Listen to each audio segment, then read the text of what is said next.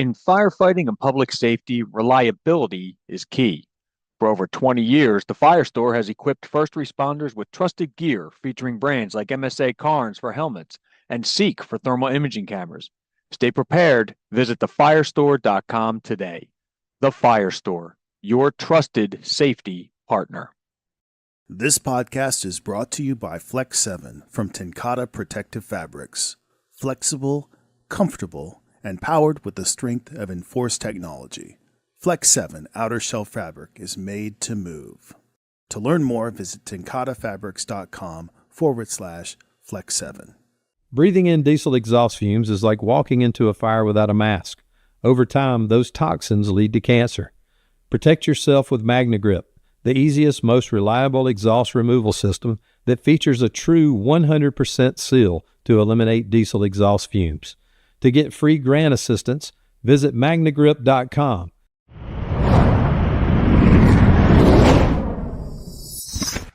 Well, welcome to another edition of Fire and Training. I'm your host, Douglas Cline, and we have a great, unique show set up for you for this edition. And we're going to be talking with some of the up-and-coming rock stars in the fire service and doing great things. But, of course, Fire and Training, as you know, is dedicated to the men and women in the street that are out there 24 hours a day, 7 days a week, 365 or 366 days a year, taking care of business, responding to calls, and going to people's sides on the worst days of their lives and making everything better. And we're dedicated to, obviously, giving the best training and knowledge that we possibly can so that everyone can go home. So on today's show, we're going to hit on the topic of how do we develop, how do we grow, what type of leadership is there, mentoring.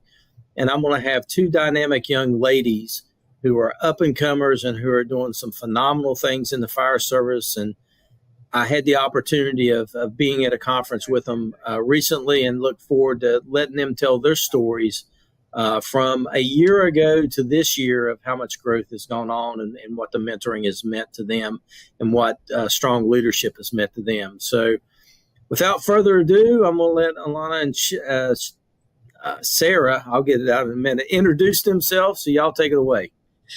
Cool. So thanks so much, Doug. My name is Alannah Scardino, and I'm originally from Rochester, New York. I started volunteering when I was going to college out at UMass Amherst, and I joined there. It was my third day on campus. I have no idea why I wanted to join because I was literally afraid of fire, smoke, and confined spaces. But something about it called out to me. And I joined, became a volunteer firefighter with Amherst Fire Department Student Force. And then now, since graduating college in 2021, I joined Brighton Fire Department here outside of Rochester, New York, and been here about 2.5 years. And I'm super, super fortunate to have been offered a position working in community risk reduction with them back in September. So never thought it would be my actual career path, but here I am. I get to come here I guess I was already here every single day for fun. Now I'm here every single day and I get to be paid, which is great. But it's one of my favorite parts of my life. And now I can't imagine ever it not being part of my life. So that's a quick overview intro for you. Go ahead, Sara. Yeah, I'm Sara Segerlin. So I've been with Brighton Fire Department for 5 years, going on 6 in January. So super excited about that. Similar to Alannah, I had no idea that I was going to end up in the fire service. It was just something that I currently work at the National Center for Missing and Exploited Children. I was looking for something else outside of that and kind of, the hours that I'm home, what else can I do? Decided to kind of Google what's in the Rochester area for volunteer, and this kind of popped up, and I'm glad I stumbled upon it. And it's been an awesome experience so far. Well, cool. Now, I had the chance to meet these young ladies at the VCOS Symposium in the Sun Summit a year ago. And of course, as I always do, and I will recruit now, take an opportunity to throw that out there. Application periods are open for certified firefighter EMTs and paramedics with Horry County Fire Rescue. It's horrycountysc.gov. I always do that, but had the opportunity to meet these two up-and-coming superstars in the fire service, and they super impressed me. And I was energized after meeting these young ladies with their passion and their enthusiasm. So that's one of the places I want to look at is what drove you, or what got you to that level of passion and enthusiasm that you both display even here about the fire service and about everything you're doing in the fire service? Yeah, I can go first. I think for me, I love the fire service so much, and I'm so grateful for it. I think looking back to my experience in the fire service, really coming out of high school, it filled the void of like what sports gave me. Like sports all throughout my high school experience and all throughout like being a kid was that thing that provided me structure, peership, a lot of just, I don't know, confidence. It helped me with a lot through any kind of adversity and hardship. And then when I graduated high school, having something to fill in that structure was super helpful.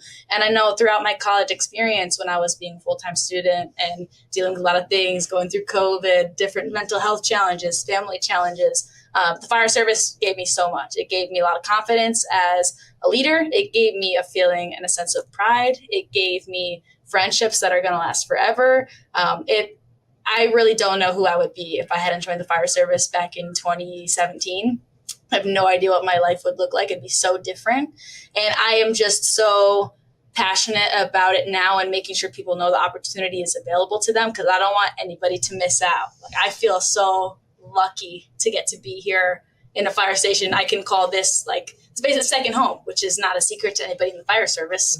But to make sure that people know that it's an opportunity for them, and especially people that maybe would never have ever envisioned themselves being in this position because they have never seen firefighters that look like them or that sound like them, anything like that. I don't want anybody to miss out on being the best selves and getting the gifts that being a firefighter can give them. So that's why I love it. So I'll talk about it forever. I love it. I feel so lucky. So I feel like I'm bragging sometimes, but I also want as many people in here as possible. So that's where my energy comes from, for sure. Yeah, I think for me, it's similar to you as well. For me, the passion, from when I can remember, I've always wanted to be some type of first responder. So like I was kind of always interested in that field in general. But as far as specifically to the fire service, like you kind of touched upon it, like the people, but also giving you the confidence, giving you skills, different things that I've learned here that I didn't even know that I would learn, and the mentoring.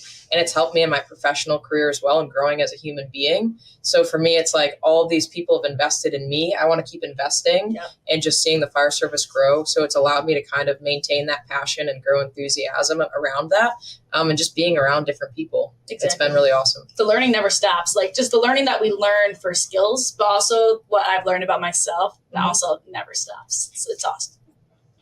So you mentioned about the leadership and things that came out. Tell me what really sticks out, or what was the big piece that stuck out to you about what the leaders did for y'all? Mm-hmm. Yeah. I mean, for me, going back to my experience back in Massachusetts, my engine company, it was such a unique experience. So it's completely student-run engine company. So it's like the senior is the deputy chief, and then maybe some juniors are like captains, and then we'll have lieutenants. Completely in like a real true engine company is just it's like a 4-year fire service career. Like you go through all these processes, and when you're at that top spot, you're in charge of all the training, making sure everything's maintained with the truck and all the stuff. You're recruiting, you're bringing on people, disciplinary action, everything under the sun. But then from that base level of when you come in as a recruit, you're looking at these people who are your peers. So you're in you're like around the same age, but they also have so much knowledge that has been passed down to them that they have to keep passing down in order for the engine company to keep living and thriving. So I think starting out in that environment where I'm learning from my peers, really, but these are leaders that know so much, and now I get to take that on. That's what meant the most to me, is like really the spirit of passing things along and knowing like my engine company 3 in Amherst, Massachusetts, still exists today. And I was just one part of the puzzle, or like it's one piece of the story.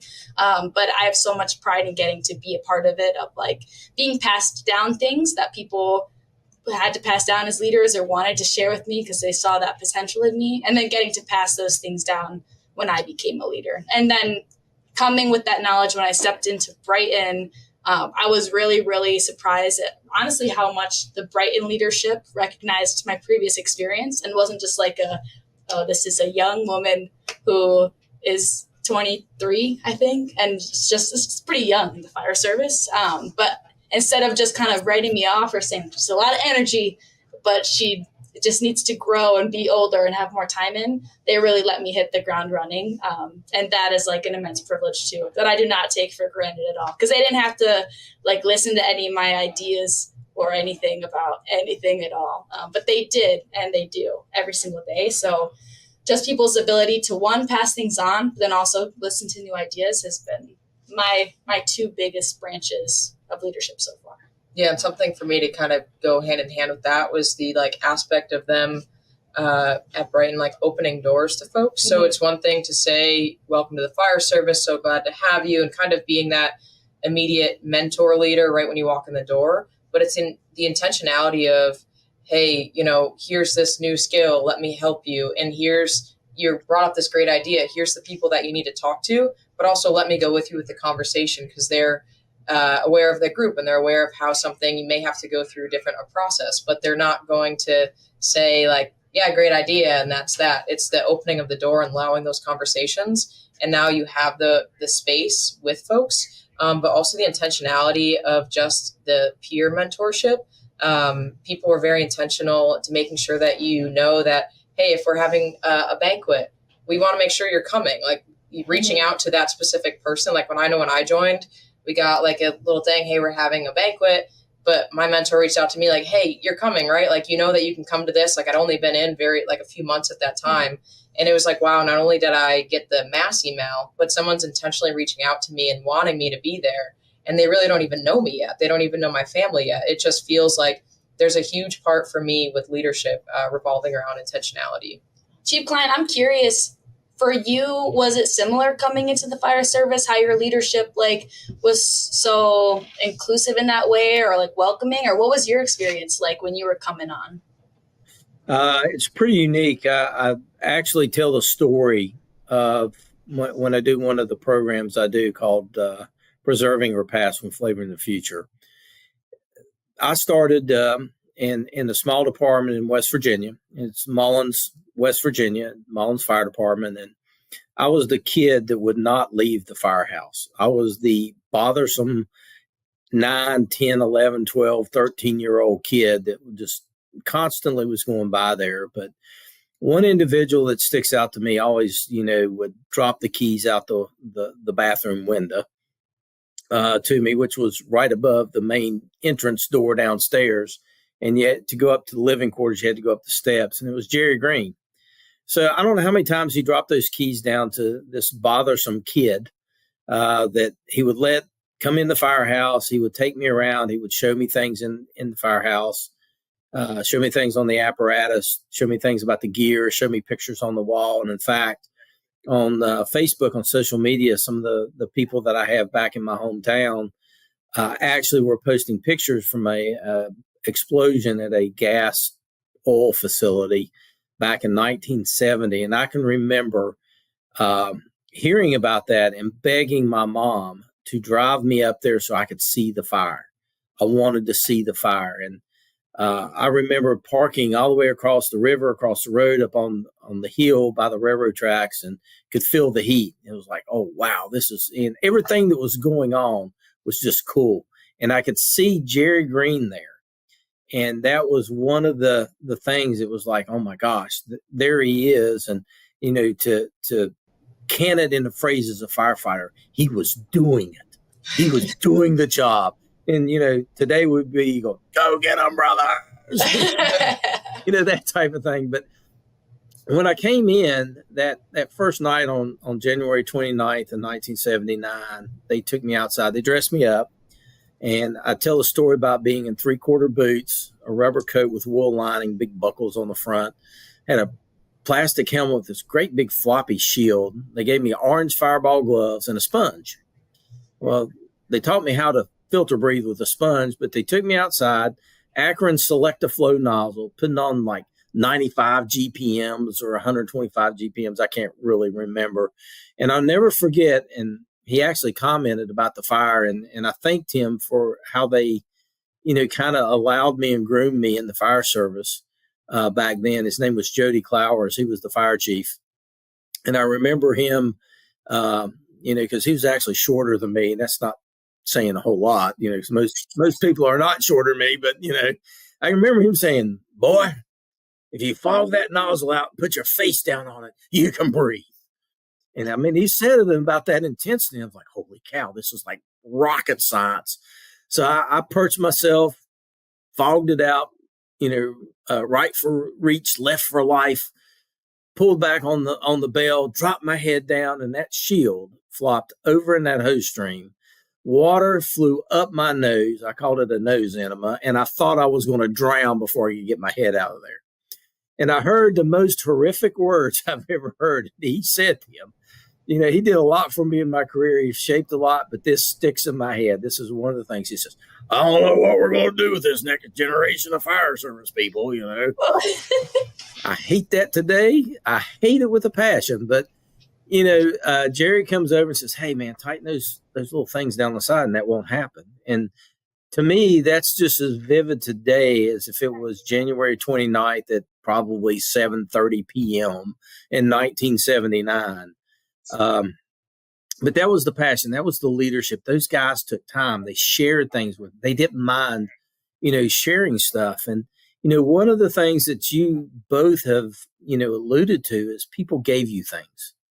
And I'm sure that people gave you a lot of things through the years. But, with you asking me that question, I had the opportunity, y'all heard that keynote at VCOS. But, one of the things I do at FDIC, and I'll be going back this year doing the same program. Last year, I had a full room. They actually closed the doors and stopped people from coming in, which was like a pinnacle event for somebody as an instructor at FDIC. And of course, FDIC is like the Super Bowl of conferences that you could ever go to. And just the immense leadership and mentoring and knowledge that's there, I'm just blown away. When I get in a lot of those people's presence, it's called developing the next generation. And exactly what you guys are describing is part of what's required to develop the next generation. So there was a momentum occasion that has occurred in our friendships since about a year ago. Somebody got the opportunity to actually present and speak. So tell me about how that came about. Yeah, so it was me. And I remember I was at VCOS last year. So in 2023, it was my first time ever going to VCOS, the Symposium in the Sun. I was just happy to be there because to be invited, first of all, to be invited to this conference, and I hadn't even had 2 years yet at Brighton Fire. I was like, oh my gosh, they must really see something in me and want me to be going to this conference. The school is like a trip to Clearwater, Florida in the middle of November, which is basically winter if you're from Rochester, New York. So I was like, this is really cool. And so attending that conference with our group from Brighton, it was Sara. Then we had, I would say, one of my primary mentors, David Metzger, was there, as well as the president of our department, Dennis Jeffries. The four of us attended last year. And there, it was a great experience, learned a lot. Met you, Chief Cline. But I remember at the conference, David Metzger, one of the reasons why I love him as a mentor is because he's one of the biggest, elevators, I would say. And he is the biggest, he's past chief, past commissioner of 25 years. He's now our recruitment and retention coordinator at Brighton. He's held all these different leadership positions. And he has, if he's at the top of the ladder, he is one of the biggest proponents of reaching down to pull people up to the rungs underneath him. And so he was like, you should speak next year, Alannah. I was like, what? I was like, what are you talking about? The people that speak at this conference are chiefs, they're commissioners. They are not the 24-year-old woman who has about 4 years experience in the fire service. That is not really who speaks here. And so I was like, I don't know about that, David. And so I remember Sara and I and David were having a conversation by the pool, and they were like, you should speak along. I was like, I don't know, guys. I was like, that seems like I was very conscious of, I love speaking and I love presenting. It's one of my skill sets from back in college. And it's a lot of what I do now and what I have done in my job before this. But I was very aware of how I might look and how my message could be received. So I started thinking about what it could look like for me and David, as somebody who has 43 years experience in the fire service, presenting together could look like, specifically when talking around a topic we're both so passionate about, which is recruitment and retention, and also how to make sure that this kind of like pulling up the ladder and passing along knowledge is something that continues. I know when you said, it was like reassuring when you said just now that the people that taught you back in 79 were like, this new generation, I don't know what we're going to do. Because people say the same thing now. Like, what are we going to do with the new generation?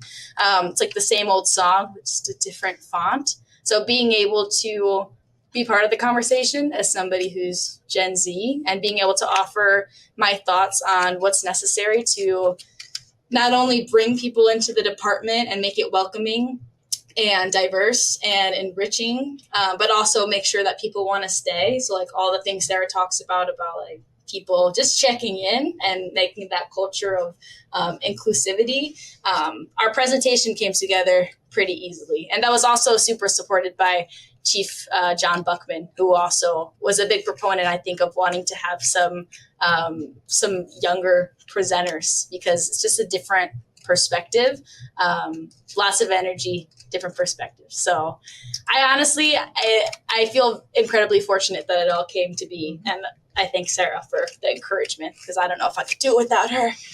This is my number one like peer mentor. So it's helpful to have somebody else's support whenever I felt like I was out on a tree limb a little bit. But it was an amazing experience. And I think I felt incredibly fortunate to share that presentation on recruitment and retention across generational perspectives, and also just from all the connections that came out of it, keep the conversations going, which is the most important part of it.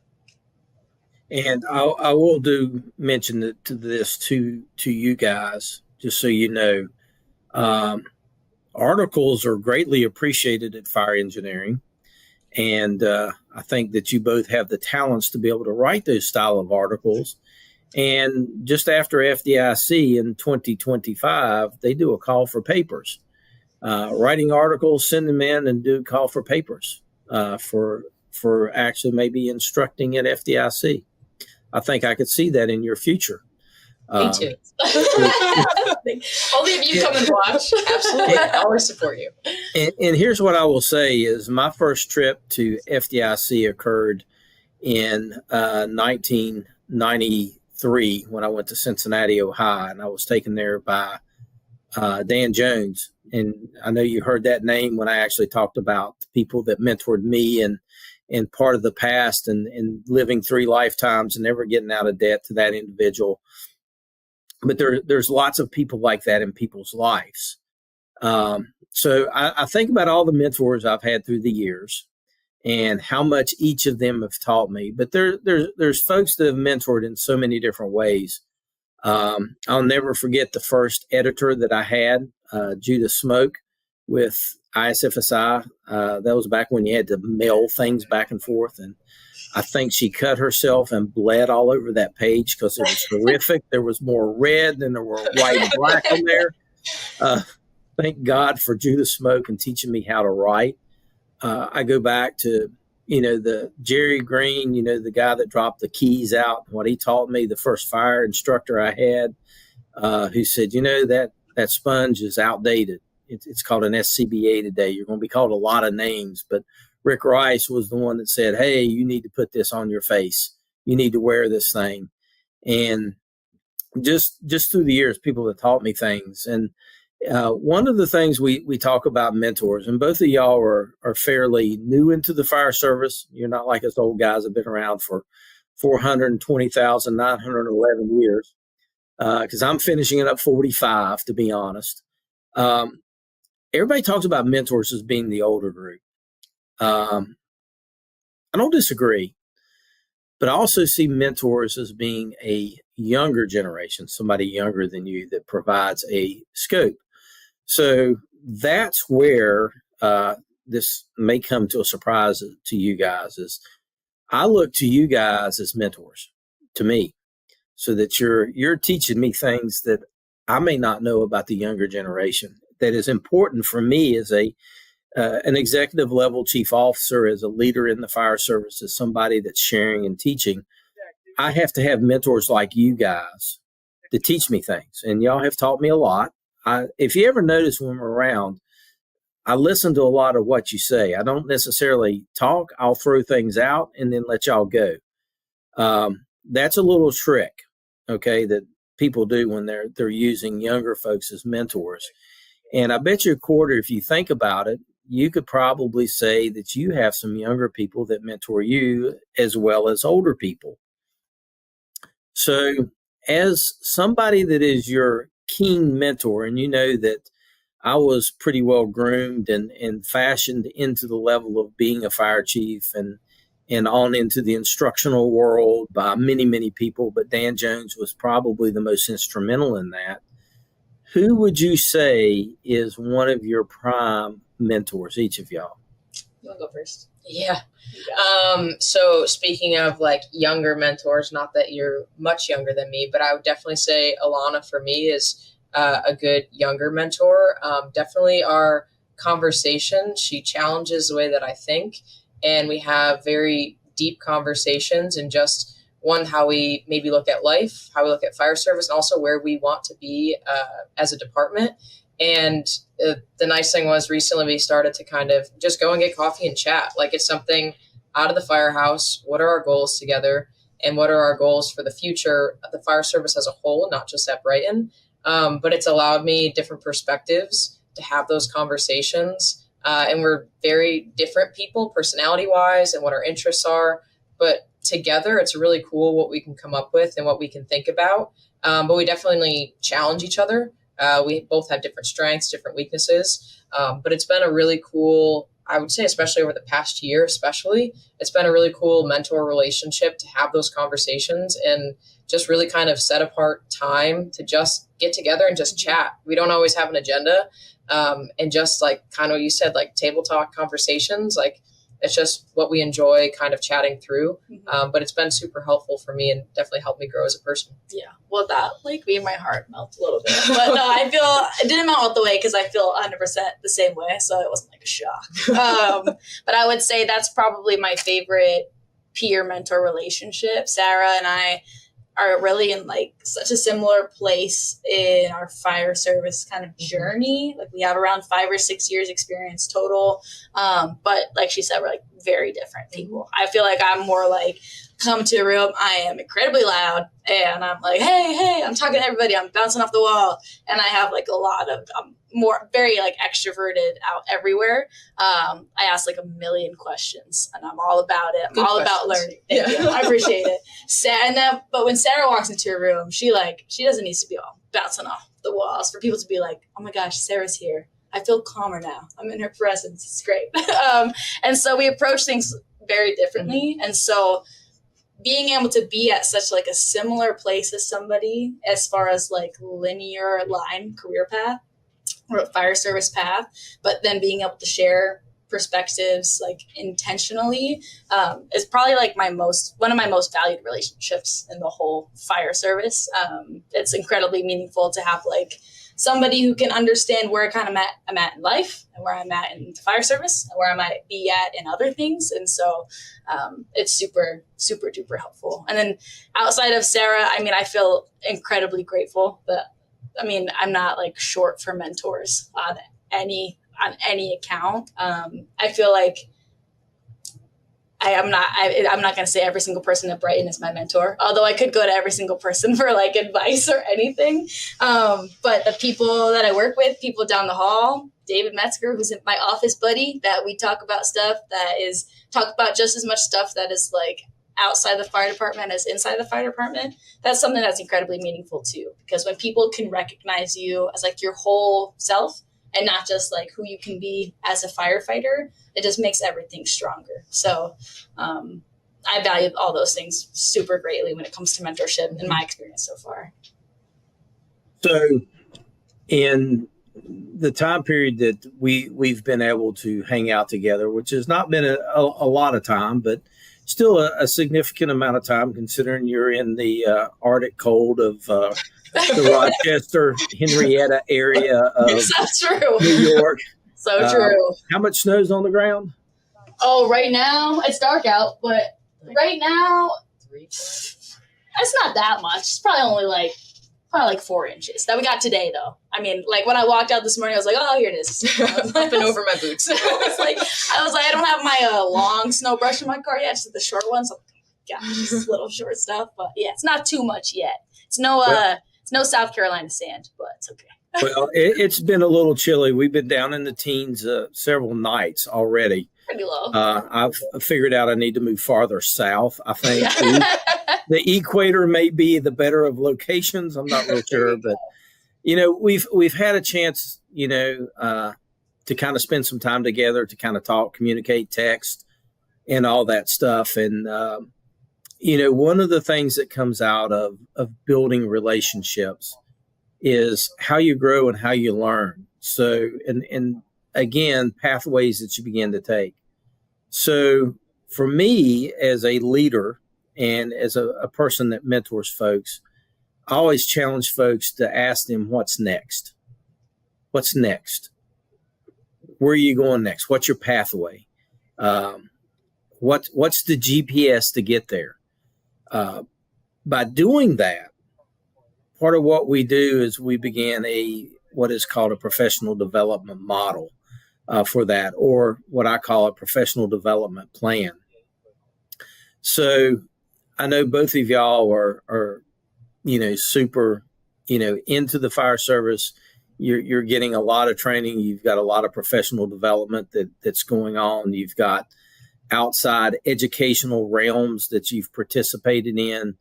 So I guess a question would be, how do you get folks that are coming into this business, that are new into the business, how do you get folks to get other people to engage in a conversation with them about their GPS and where they're going and what they want to do? How do you do that? That's a good question. I can start with that one. I think for me, when I think about any kind of development, sometimes I used to get really bogged down by like tangible, like what title am I going to have? And what is my life going to look like? And all the stuff that's super structured. And I think I had to kind of let go and just have faith of like, whatever the titles are, whatever the ranks are, whatever I'm learning, whatever all these things, this knowledge that I'm going to have down the road, what really matters more so is the kind of person and the kind of leader that I am. So that's a principle that came from coaching outside of the fire department. The other half of my life is sports coaching. So I run a nonprofit. It's a sports program for girls in juvenile detention centers. And I remember asking my girls one day, I asked them like, what do you want to be when you grow up? Which is a common thing that adults ask kids all the time. So they ask like, and they're a lot of time when people ask that question, they're asking for like job title, they're asking for career path. But I didn't really want the information. I really wanted, what kind of person do you want to be? Do you want to be caring? Do you want to be thoughtful? Do you want to be courageous, like adventurous? I was looking for those kinds of adjectives, because if you can have those things that are more central to who you are, all the other stuff kind of falls into place. So I started just kind of shifting that to the fire service. And for me, it's helped me definitely calm down as far as like future. Being so young, I have the privilege of like, future stuff really will fall into place, but I want to be a leader who is empathetic, and I want to be a leader who understands the people around me and has conversations and can connect on a personal level. And I think being able to kind of set that tone or example of, I don't know, a ripple effect of like, let's just make sure we're checking in and we know where everybody's at. And we can understand like, oh, this new recruit that joined, they're interested in this kind of progression. Like they love EMS, or they love like tech rescue. They love these kinds of things. That's stuff that by just being connected as people, I think helps make everybody stronger so they can all find their own path. That's definitely a goal for me, I think, in my leadership. Like all the tangible stuff for me will come whenever it comes, because I have confidence that I can, whatever happens will happen. I'll be satisfied so long as I'm being the leader that is more connected to the intangibles. And I think that has somewhat of a ripple effect, which is good. Yeah, I think to go after that, like being connected with folks, also being present is really helpful. You can see maybe what people are good at or interested in. But as far as like getting folks to figure out where they want to go and kind of their GPS roadmap, I think it looks a little bit different for everybody. Some folks may be a little bit more outgoing. Some folks like myself may not be, but it was helpful for me for kind of when we're getting to the point of like, what do you want to do next? Where do you want to go? And you may be looking at different titles and what does that look like? What are your 2, 5, 10-year plan? And having folks give me ideas or options, and then saying like, hey, you may want to talk to this person or that person and just have discussions. And, you know, hey, who are you close with? And have discussions with those folks. And it kind of elicited conversations, but also the people that I was talking to would point out things that maybe I didn't see. And like, oh yeah, like I do that, or I know how to do that. Okay, that's part of the role. And I don't know all the aspects of the role. So kind of having that conversation or mentorship discussion was really helpful. But just pointing people, giving them options, and then giving them a chance to have those conversations. Even some folks, you know, may need like a, hey, do you want to chat about maybe an opportunity? Make that offer. But it's definitely important to be present and I love just sitting back and just kind of being in the space and just realizing, you know, who are people close with and how do they kind of maybe navigate the fire service as a whole, and kind of just taking that all in. I think you can learn a lot from people that way. But conversations are very helpful, but everybody's different. I think if it was an easy thing, everyone would just have a conversation with one person and be like, yeah, let's do it, game on, and we'll figure it out. But it's definitely a difficult task. One of the things I'm hearing both of y'all say, and I'm very, very excited to hear those words and those mentalities exist, is you're talking about emotional intelligence. Yeah. That's exactly what you're describing. And in emotional intelligence, it's being connected to people, understanding not only who they are, but understanding who you are and how you react to certain components of that. And that's important. One of the ways you can tell somebody's really practicing emotional intelligence is that they are actively listening, and they will validate what you said to make sure they understand. One of the biggest pieces, and y'all describe this without saying it, is that you actively listen. In other words, you listen to understand, not listen to answer. And that's critical when it comes to being a strong mentor and a strong leader. Sara, I like the fact that you talk about being present, because you can't lead people unless you are present, unless you're around them. And leadership has absolutely, Alannah, as you said, nothing to do with rank. Just because I have a few of these nice little speaking trumpets, as they call them. I call them toilet plungers.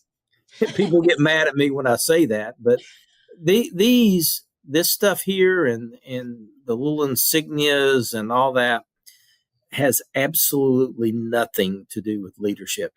Leadership has everything to do with characteristics and traits and actions and how you have dynamic relationships. And what y'all are describing is something that is really unique. Is you're describing not only interpersonal dynamics, but you're also describing group dynamics when you're in a room or when you're engaging with folks. So when I talk about, and if you remember at the beginning of the show, I said something about the future rock stars. Y'all are the rock stars of leadership in your age range and what you're doing. But I think you're having a more profound impact around you than what you actually probably recognize. At least that's the words that I get from my inside sources of the area. So you influence people every day, and influence, again, age and time on the job. People talk about experience, and I use this topic, and I use it for a guy who was a battalion chief, and he always told me how many years of experience he had, and was it years of experience or years that he was in a position or on the job? Finally, I'd probably heard enough, and he was getting ready to retire, and I basically spoke my mind, which I tend to do most days. Is I asked him if he really had 30 years of experience, if he had 10 years of experience with the 11th year repeated 20 times. Oh. And needless to say, I got called a few names and all, but it was truly a fact that he had stopped growing many, many years ago, and he was just hung up on the same things, and it was nothing had changed. And basically it was kind of down to the point, and you've heard this phrase, and in having conversations with me, that that's the way we've always done it is not what I believe in. I don't believe in status quo. I don't believe in, not changing or evolving. And that's important, especially in the world that you guys are living in and talking about and actually engaged in yourself, is in the roles of mentoring and leadership. And, it's really cool. And I do look down, to you folks as the younger mentors that I have to have. And I challenge folks that are listening in our audience that not only do we have the mentors that maybe are peer level or a little older, that's important. I get that. That wisdom and experience that comes from being around for many, many years you can't replace that. But also we can't get stagnant in reviews of how folks are viewing things today and how things are about today and how we go about doing things today. And again, one of the things that I think you guys, we had this conversation about a year ago, it's you want people to actually engage with you. And I remember I asked you about the phones. Why do y'all go to your phones so much? Why do you live on your phones? And what was the answer that y'all gave me? Do you remember? I don't remember. I think it probably just like that's where the people are. I don't even remember what answer I gave you. Yeah, it was about, well, that's where we can get information from when nobody talks to us. That's true. 100%. And one of the things I think you've experienced, because you're around a great group of leaders in a great department in the state of New York, but you've been positioned and they've done exactly what was done for me. And kudos to your organization and what you're doing for other people that y'all brought this year. Is that you're positioning around people that are like-minded, that want to share, that want to engage and want to talk to folks and share what they have, because knowledge is power, but only if you share it. If I kept every piece of knowledge I had to me, it's not helping anybody else. It's hoarding information. And a lot of people, especially some of us old guys, and I'll throw that out there because I fall into the us old guys category now, is we're afraid that if we share some of this stuff, we lose our power. And we don't lose our power. All we do is enhance our power because we fortify the folks around us to be able to do more and support and continue legacies. And I go back to what you said about your engine company out of Massachusetts and Amherst there, that it's still existent today. It's still very vibrant. It's still very much alive. It's still continuing the legacies that roll on, but they make them better. And for the fact that it continues and that it survives and it's just, getting better and new people coming in and everybody kind of advancing through rank structure system within that organization means that there's a legacy of leadership that's been left. And obviously, Alannah, you got your finger on that. Sara, you touch folks all the time, especially in your outside the fire service world. And a lot of people, y'all both described what you do. Your influence, and I called it the ripple effect.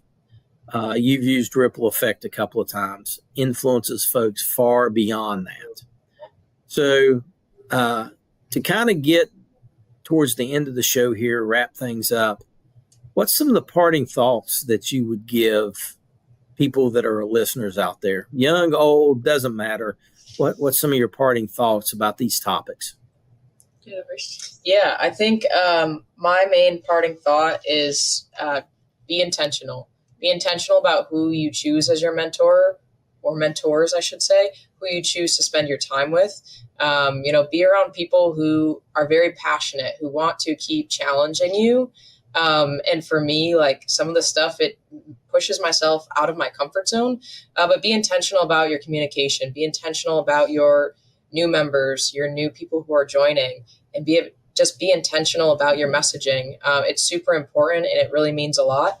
But opportunities like this are really awesome. So thank you for having us and having this conversation. It's very exciting overall. Yeah, I would say my biggest closing thoughts is one, when it comes to transparency, being open and transparent about as much as you can as a leader is incredibly helpful, but then allow it to go both ways by asking as much as you can, and you'll get transparent responses back. And especially from newer members or younger members that don't have as much time in, their like raw thoughts are like incredibly valuable. So being able to hear them and share back information is a great system that just promotes growth. As well as, I'm lucky that I have this other thought, because I was at this retention and recruitment officers training put on by Tiger Schmittendorf this past weekend, and he had a great thought of like all of the trucks, all of the gear, all of the badges, all of our Halligans and axes, every single thing, the stations, they're all completely worthless without the people there to actually use them. So just making sure that we're taking care of the thing that actually makes the gears turn, which is the people, in every single way, which is just being connected, making sure that they're welcomed, making sure that we're growing and providing opportunities. That's the most important thing at the end of the day. So people first, transparent, and it's I don't know. As somebody who's gotten to experience that side of it so far, I can say from this side, it creates a wonderful experience, and I'm a whole different person than I was 6 years ago before I joined. So thanks for having us on, Chief Cline, and getting to talk about that, because it is one of my favorite things to talk about. Well, I can tell you, you sit under probably one of the best recruitment retention instructors in the United States, or the world even. and then Tiger is a good friend of mine. It's Tiger Schmittendorf, common spelling. And I'm sure he talked about his ice cream and the types of ice cream he likes, especially out of the Buffalo region. If you go to one of the places that he goes all the time, and if we could have walked across the street in Clearwater, I could have had you get a Tiger Schmittendorf ice cream design. He has his own design there. I didn't know. Yes. Tiger and I have been friends for many, many years. And just one of the plugs that I'll talk about for recruitment and retention before we close out is the best way to recruit people. And I'm going to give you the nugget, folks. Here it is. This is the biggest thing. This is the way that you're going to be successful. Start. I love it. You got to start. Mm-hmm. And you guys know that I'm not bashful about asking people. I recruit everywhere I go. Yep. I recruit the waitresses. I recruit the airline stewardess. I recruit anybody. I've even tried to recruit a deputy chief out of Baltimore County. Gotta try. I was on the streets of the FDIC in Indianapolis, and of course I ran into a good friend of mine. I've watched her grow through the fire service, and just so proud of her. And she's introduced me. She didn't call him by title. She introduced him to me, and talking to all this stuff. And I asked him, I said, "Hey, you interested in moving to the beach?" She kind of leans over and she goes, "That's my deputy chief." I said, "I don't care. I'm thinking about retirement at the beach." This is an opportunity, but I think that's the key. And I think your words about the transparency and being present, and actually the words of the most valued resource we have are the people. Nothing else matters except for the people. And I think that when we get to the realization of that, I mean, I can take people, and I don't have to have the greatest equipment. They don't have to have the greatest of talent, but they have to have great attitudes, and you can accomplish the world. And I truly believe that. And I think that you guys have reiterated that, impeccable tonight with your comments. To both of y'all, I'm very, very proud of what I've seen in just a year's growth in knowing y'all. That's one of the reasons I wanted you on the show, to share with people, because I think you're going to be an encouragement to a lot of people that may come to fire and training and, want to, learn some things. And I don't just talk about how we pull hoses or how we throw ladders or strategy and tactics, or when Chris Nam and I get together and we have these multi-purpose series on building construction. Everything that we talk about, on the show is dedicated to the people that's in the street. And I think what you bring and y'all have brought to the table tonight is so valuable, especially for our next generation. And I know what we're going to do with them. I know exactly what we're going to do with the next generation. We're going to continue to build them. We're going to pass on our legacies, and they're going to be able to stand on our shoulders just like we are standing on the shoulders of giants. They're going to have the ability to stand on our shoulders on those giants as well and be able to see farther and accomplish more. Again, there's nothing wrong with our next generation, even though that's the common phrase. I don't know what we're going to do with them. Well, I can promise you that the guy that shot down the Chinese balloon over Horry County with one of those Sidewinder missiles that cost about $2 million probably was under 30 years of age. So tell me what we're going to do with the next generation. I think we've already proven it, and I think y'all are a good example of what we're doing with the next generation. And again, I want to reiterate how proud I am of both of y'all and what you've accomplished. And I want to thank you for coming on the show. It's great to have folks like you on the show to talk about the topics that we are. Sometimes these are not the quote unquote training sexy topics, but they are probably some of the most valuable topics that we can talk about. So Sara and Alannah, thank y'all for joining me. Thank you to our listeners who've tuned in to another edition of Fire and Training. I'm your host, Douglas Cline, and thank you for tuning in. Stay safe, and remember, everyone goes home. In firefighting and public safety, reliability is key. For over 20 years, TheFireStore has equipped first responders with trusted gear featuring brands like MSA Carnes for helmets and Seek for thermal imaging cameras. Stay prepared. Visit TheFireStore.com today. The FireStore, your trusted safety partner. This podcast is brought to you by Flex 7 from TenCate Protective Fabrics. Flexible, comfortable, and powered with the strength of enforced technology. Flex 7 outer shell fabric is made to move. To learn more, visit tencatefabrics.com/Flex 7. Breathing in diesel exhaust fumes is like walking into a fire without a mask. Over time, those toxins lead to cancer. Protect yourself with Magnegrip, the easiest, most reliable exhaust removal system that features a true 100% seal to eliminate diesel exhaust fumes. To get free grant assistance, visit Magnegrip.